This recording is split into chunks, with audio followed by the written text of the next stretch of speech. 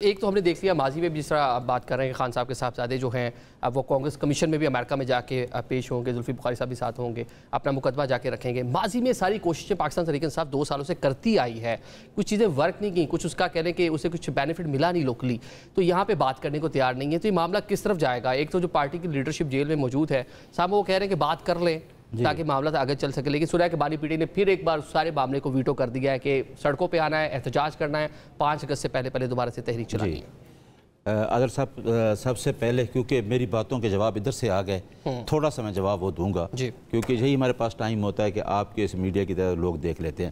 میں کبھی بھی اس چیز میں نہیں ہوں کہ ہم لوگوں کو شرپسند ٹولہ کہیں یا فسادی ٹولہ کہیں یا کسی کو جھوٹا کہیں۔ میں اپنے لوگوں کو بھی کہتا ہوں کیونکہ اگر ہم جہاں علمی قسم کی گفتگو کریں کہ جو آئیڈینس ہیں وہ بھی ایجوکیٹ ہوں کہ ملک میں ہو کیا رہا ہے اور چیزیں کدھر جا رہی ہیں، کیونکہ ہم سارے آئین کے پابند ہیں نا، سارے ادارے بھی آئین کے پابند ہیں، لیکن یہ لوگ ہم آ کے ادھر ایسی چیزیں شروع کرتے جو غلط ہے۔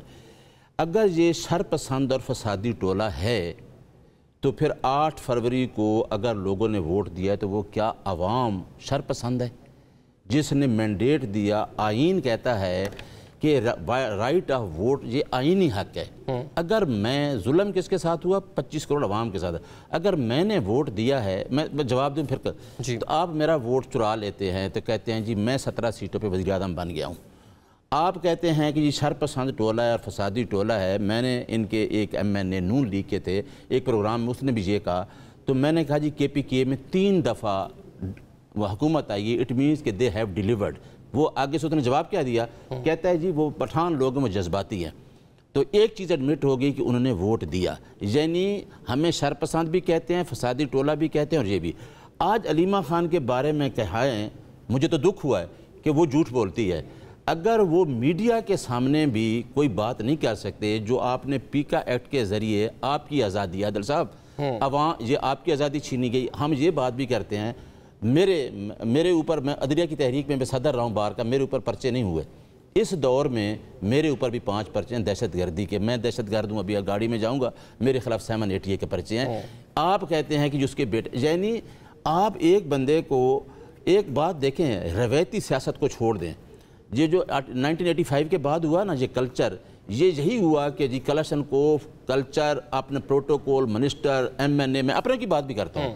آپ آ کے عوام کی بات کیوں نہیں کرتے؟ جو عوام نے اگر ایک بندے پہ یقین کیا ہے تو آپ اس کے ساتھ کھڑا نہیں ہوتے۔ اب خان صاحب کے بیٹوں کی بات آپ نے کی، اگر وہ باہر جا کے، کل میں نے ان کے پروگرام میں بھی کہا کہ آپ صلی اللہ علیہ وسلم کی زندگی میں سب سے زیادہ جو انہوں نے ایڈریس کیا وہ ہیومن رائٹس کو کیا، اور جو مغرب ہے انہوں نے سب سے زیادہ ہیومن رائٹس کے، اور انہوں نے اس پہ زیادہ کام کیا۔ اور اگر مغرب نے ہیومن رائٹس کو جتنا کام کیا وہ ہم نے غزہ میں دیکھ لیا ہے، وہ تو ہم نے دیکھ لیا نا وہ کتنا انسانی، جب ان کے اپنے مفادات ہیں تو ان کو ڈیفینیٹلی چیزیں یاد آ جاتی ہیں، اپنے لیے معیار اور ہے اور دنیا باقی لوگوں کے لیے معیار اور ہے۔ ایک فارمر پرائم منسٹر ہے، اب یہ بھی کہا گیا کہ جی میں نے تو آپ کو سامنے میڈیا میں بتا رہا ہوں، آپ یہ بتائیں کہ میرا آرڈر ہے ہائی کورٹ کا تو مجھے ملاقات نہیں کرنے دی جا رہی، تو آپ اس کے بیٹوں کے بارے میں آج تیسرا دن شور مچا ہوا ہے کہ جی اس کے بیٹے کیوں آ رہے ہیں، اور عمران خان نے کہا بھی نہیں، وہ بیٹے خود ملنے آ رہے ہیں۔ یعنی عمران خان جو تحریک چلا رہا ہے، تحریک کا مشن کیا تھا؟ جو کھیلداس صاحب اور جو ہم جس کلچر میں رہ رہے ہیں وہ کرتے حقیقی آزادی کی بات، یعنی 76 سالہ سسٹم میں ہم نے غلامی قبول کی ہوئی ہے، اس غلامی سے جو سسٹم نکلنے نہیں دیتا، پورا سسٹم اکٹھا ہو کے ایک آدمی کو مائنس کر رہا ہے۔ اس کو میں کوئی خواہشمند نہیں ہوں کہ میں منسٹر بنوں، میں کوئی ٹکٹ لے لوں سینٹ کا، یا میں MNA بن جاؤں، لیکن بننا اس کو چاہیے جو جا کے کام کرے۔ اب یہ بیٹھ کے اسی سسٹم کو سپورٹ کر رہے ہیں، اور ایک بندہ کہتا ہے نہ اس کی کوئی انڈسٹری ہے، پیسہ وہ باہر سے ادھر لے آیا ہے، وہ بحث چلتی رہی جی امین اور صادق کیسے ہوگا، بھائی وہ تو پیسہ باہر سے لے آیا ہے۔ اب آپ بتائیں جن کی انہوں نے بات کی ہے بیٹوں کی، وہ کیوں نہیں آتے تھے؟ وہ آتے، وہ فیس ہی نہیں کر سکتے تھے۔ اور ایک بندے نے کہا کہ جی وہ بچے ہیں وہ کہاں دھوپ میں پھریں گے، اس کے بارے میں بھی یہی کہا جاتا ہے، یہ برگر کھاتا ہے یہ تو بھاگ جائے گا، ایک دن جیل نہیں کٹے گا۔ 10 8 بائی 12 کے شہر میں رہ رہا ہے، اور آپ کا لیڈر جو تھا اس نے تو پتہ نہیں کیا کیا چیزیں بتا کے باہر چلا گیا ہے، اور آپ کہتے ہیں ووٹ کو عزت دو۔ آپ ووٹ کو عزت دیتے نا تو پھر ادھر رہتے۔ آپ کا ووٹ کا عزت کا جو سلوگن تھا وہ مٹی میں دفن ہو گیا ہے، اور آپ جا کے جس طریقے سے چیف منسٹر بنے اور جس طریقے سے وزیر اعظم بنے وہ عوام کو ہی پتہ ہے۔ ٹھیک ہے۔